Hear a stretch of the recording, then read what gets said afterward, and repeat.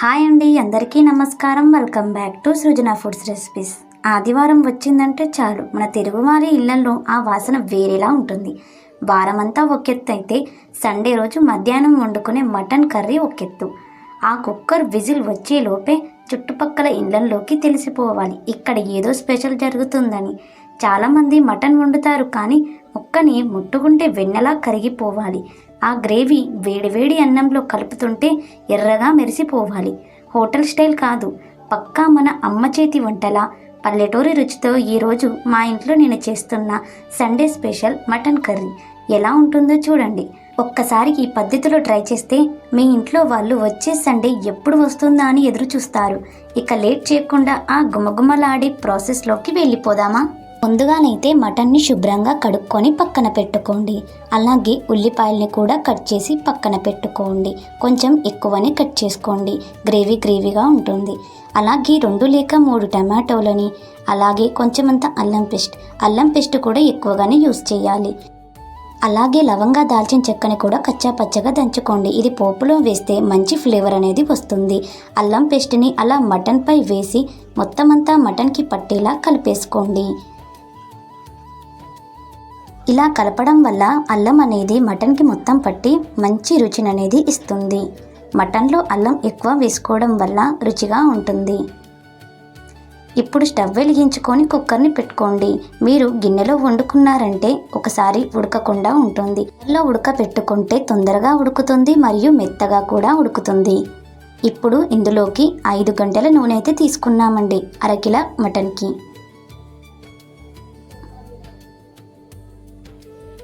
ఇప్పుడు కట్ చేసి పెట్టుకున్న ఉల్లిపాయలనైతే ఆయిల్లో ఫ్రై కానివ్వాలి. మంటని లో ఫ్లేమ్లో పెట్టుకొని ఆనియన్స్ని చక్కగా ఫ్రై కానివ్వండి. ఇవి గోల్డెన్ బ్రౌన్ కలర్ రావాల్సిన పని లేదు, కాకపోతే వీడియోలో చూపిస్తున్న విధంగా నార్మల్గానైతే కొంచెం రంగు మారాలి. లైట్గా రంగు మారేంత వరకు ఫ్రై చేసుకోండి. ఇదిగో వీడియోలో చూపిస్తున్న విధంగా ఇలా ఫ్రై కావాలి. అలాగే ఇందులోకి చిటికెడు పసుపు వేసుకోండి.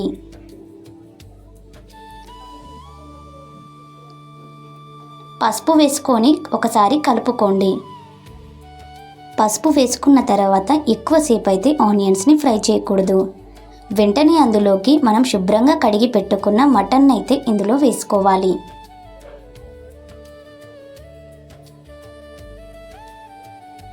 ఇలా మటన్ మొత్తం అంతటిని ఇందులో వేసేసుకోండి.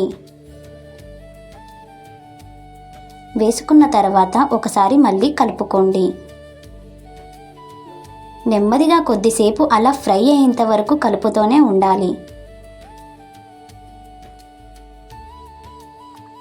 ఆనియన్స్ మరియు పసుపు అలాగే మటన్ కూడా మంచిగా మటన్కి పట్టేంత వరకు కలుపుతూనే ఉండాలి. ఆయిల్ను అలా వీడియోలో చూపిస్తున్న విధంగా చక్కగా ఫ్రై కావాలి. ఇందులోకి మనం దంచి పెట్టుకున్న మసాలా, అది లవంగా దాల్చిన చెక్క కచ్చా పచ్చాగా దంచుకున్నాం కదా, అది ఇందులో వేసుకొని కలుపుకోవాలి. ఇది ఆయిల్లో ఇలా వేయడం వల్ల మంచి ఫ్లేవర్ అనేది వస్తుంది. లాస్ట్లో మనం మసాలా కూడా వేస్తాము, కానీ ఈ మసాలా చాలా రుచిగా ఉంటుంది. మటన్తో పాటు కొవ్వును వేయకండి, కొవ్వును అలా పక్కన పెట్టేయండి. ఇప్పుడు మూత పెట్టుకొని 5 నిమిషాలు అలా వదిలేయండి. ఆయిల్లో ఫ్రై కానివ్వండి. ఆ తరువాత ఈ విధంగా ఫ్రై అవుతూ ఉంటుంది. ఇందులోకి 3 చెంచాల కారం అయితే వేసుకోండి. మీకు మటన్కి తగినంత కూడా కారంని వేసుకోవచ్చు. కారం వేసుకున్న తర్వాత ఒకసారి కలపండి. ఇందులో ఉప్పు ఇప్పుడే వేయకూడదు, ఉప్పు వేస్తే మటన్ సరిగ్గా ఉడకదండి. ఉప్పు ఈ మటన్ మొత్తం ఉడికిన తర్వాతనే వేయాలి. ఇదిగో ఇలా మటన్కి మొత్తం కారం పట్టేంత వరకు కలుపుతూనే ఉండాలి. చక్కగా కలిపిన తర్వాత అలా వదిలేయాలి. కొద్దిసేపు అలా నూనెలో మగ్గనిచ్చిన తర్వాత మనం పక్కన పెట్టుకున్న కొవ్వు అయితే ఇందులో వేసేసుకోవాలి. వేసుకొని ఒకసారి అలా కలుపుకోండి.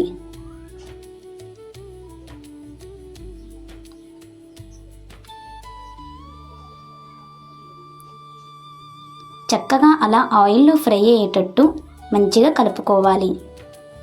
ఇందులోనైతే వాటర్ని యాడ్ చేయండి. వాటర్ యాడ్ చేస్తేనే మటన్ మంచిగా ఉడుకుతుంది, ఆయిల్లోనైతే ఉడకదండి. చికెన్ అయితే ఆయిల్లో కూడా ఉడకనివ్వచ్చు, చక్కగా ఫ్రై అవుతుంది. చికెన్ మంచిగా ఉడుకుతుంది. కానీ మటన్కి మాత్రం వాటర్ ఖచ్చితంగా అవసరమే. ఇప్పుడు మొత్తం అంతా కలుపుకున్న తర్వాత కుక్కర్కి మూత పెట్టేసి 3 లేక 4 విజిల్స్ వచ్చేంత వరకు ఉంచండి. 3-4 విజిల్స్ వచ్చిన తర్వాత మటన్ అయితే కొంచెం మెత్తగా ఉడుకుతుంది. ఒకసారి మీరు టెస్ట్ చేసి చూడండి. ఆ తర్వాత మనము టమాటోలని కట్ చేసి పెట్టుకున్నాం కదా, మేమైతే గ్రేవీగా చేసుకొని అయితే ఇందులో వేసేసుకున్నాం. మీరు టమాటోలని ముక్కలుగా కూడా వేసుకోవచ్చు. మటన్ మంచిగా ఉడికిన తర్వాత సాల్ట్ని అయితే యాడ్ చేయండి, రుచికి సరిపడే సాల్ట్. ఇప్పుడు కొత్తిమీరని కూడా యాడ్ చేసుకోండి. ఇలా నెమ్మదిగా లో ఫ్లేమ్లోనే మటన్ని మంచిగా ఉడకనివ్వాలి.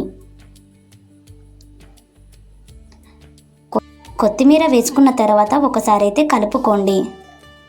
ఇలా 10 నిమిషాల పాటు మటన్ అయితే మంచిగా ఉడకనివ్వండి. లాస్ట్లోనైతే గరం మసాలా యాడ్ చేసుకోండి. మన ఇంట్లో తయారు చేసుకుంటాం కదా, ధనియాల పొడి, అలాగే లవంగ, దాల్చిన చెక్క, ఇలాచీ వేసి మిక్సీ పట్టింది. ఈ పౌడర్ని అయితే ఇందులో వేసుకొని ఒకసారి కలిపేయండి. లాస్ట్లో ఇది వేసుకోవడం వల్ల మంచి ఫ్లేవర్ అనేది వస్తుంది. అంతే అండి, మటన్ కర్రీ రెడీ అయిపోయినట్టే. చూసారు కదా, ఆ రంగు, ఆ ఆకృతి. ప్రెజర్ పోయాక కుక్కర్ మూత తీయగానే వచ్చే ఆ ఆవిరిలో దాగున్న సువాసన వర్ణించలేము. మసాలాలు మరీ ఎక్కువగా వేయకుండా మటన్ యొక్క అసలైన రుచి బయటపడేలా ఈ కర్రీని మనం ఫినిష్ చేసాం. ముఖ్యంగా గుర్తుంచుకోండి, మటన్ కర్రీ ఎప్పుడైనా సరే వండిన వెంటనే కంటే ఒక 10 నిమిషాల పాటు అలా మసాలాలు ఊరిన తర్వాత తింటే ఆ మజానే వేరు. ఈ గ్రేవీని రాగి సంకటిలో కానీ, బగారా రైస్లో కానీ, లేదా వేడివేడి అన్నంలో వేసుకొని పక్కన ఒక ఉల్లిపాయ ముక్క పెట్టుకొని తింటే అబ్బా, ఆ తృప్తే వేరు. ఈ ఆదివారం మీరు కూడా మీ ఇంట్లో ఇలాగే ట్రై చేయండి. మీకు ఎలా కుదిరిందో కూడా కింద కామెంట్లో చెప్పండి. మర్చిపోకండి. మన ఛానల్ని కొత్తగా చూస్తున్న వాళ్ళైతే ఫస్ట్ అయితే సబ్స్క్రైబ్ చేసుకొని పక్కనే ఉన్న బెల్ ఐకాన్ అయితే ట్యాప్ చేయండి. అలా చేస్తే మేము చేసే ప్రతి వీడియో మీకు నోటిఫికేషన్గా వస్తుంది.